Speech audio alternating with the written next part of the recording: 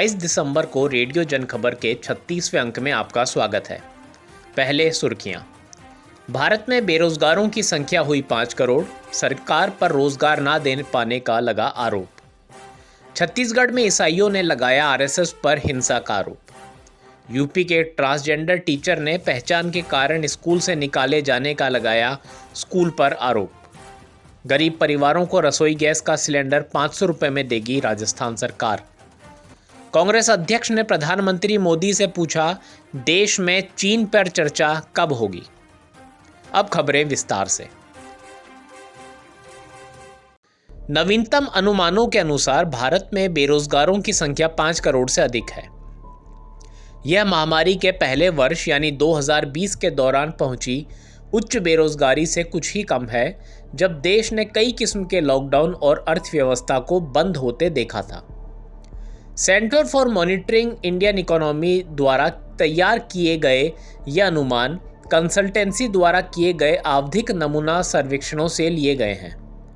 नवंबर 2022 के अंत में देश में रोजगारशुदा व्यक्तियों की कुल संख्या लगभग 40.18 करोड़ आंकी गई थी। 3 साल पहले नवंबर 2019 के अंक में यह संख्या 40 करोड़ 30 लाख थी। महामारी के वर्ष 2020 में 39 करोड़ 4 लाख थी, जो 2021 में थोड़ा बढ़कर 40 करोड़ 27 लाख हो गई थी।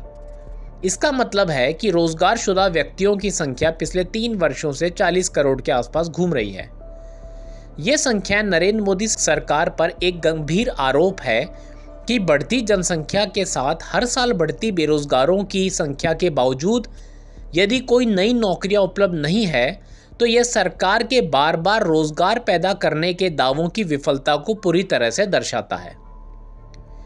छत्तीसगढ़ के बस्तर इलाके में नारायणपुर जिले के विभिन्न गांवों से ईसाई विरोधी प्रदर्शन की 20 से अधिक घटनाएं सामने आई हैं।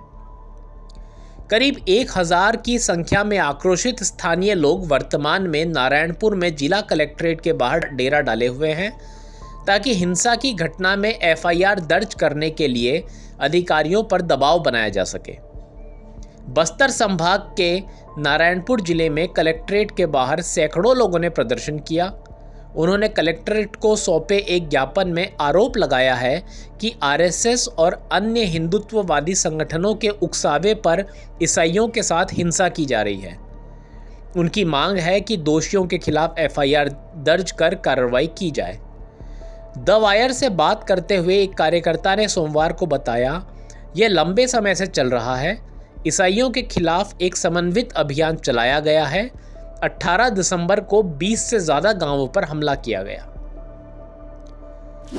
इस महीने के शुरुआत में 29 वर्षीय ट्रांसजेंडर महिला सामाजिक विज्ञान की शिक्षिका जैन कौशिक ने एक सोशल मीडिया वीडियो में दावा किया कि लिंग पहचान के कारण उन्हें उत्तर प्रदेश के लखीमपुर खीरी स्थित एक स्कूल से इस्तीफा देने के लिए मजबूर किया गया। कौशिक ने दी प्रिंट को बताया, मैं इस पद के लिए योग्य थी। स्कूल ने पूरी जांच पड़ताल के बाद मुझे इस शर्त पर नौकरी दी थी कि मैं अपनी पहचान उजागर नहीं करूंगी। कौशिक ने कहा, उन्हें नौकरी की ज़रूरत थी, इसलिए मजबूरी में यह शर्त मान ली। हालांकि उन्हें जल्द ही इस्तीफा देना पड़ा। उन्होंने कहा, मैं चौड़े कंधों वाली 6 फीट लंबी महिला हूँ, साड़ी पहन सकती हूँ और परंपरागत कपड़े भी पहन सकती हूँ, लेकिन मैं अपने शरीर को कैसे बदलूँ। कौशिक ने आरोप लगाया कि न केवल उन्होंने छात्रों को अपमानजनक ढंग से उसे हिजड़ा कहते सुना, बल्कि एक पुरुष शिक्षक ने छात्रावास में रहने वाली छात्राओं से उनके व्यवहार के बारे में पूछताछ की। कौशिक ने कहा, एक ट्रांस व्यक्ति होना अपने आप में चुनौती है। जब पढ़े लिखे लोगों के बीच इस तरह की बातें की जाती हो, तो हमसे सामान्य तौर पर काम करने की उम्मीद कैसे की जा सकती है।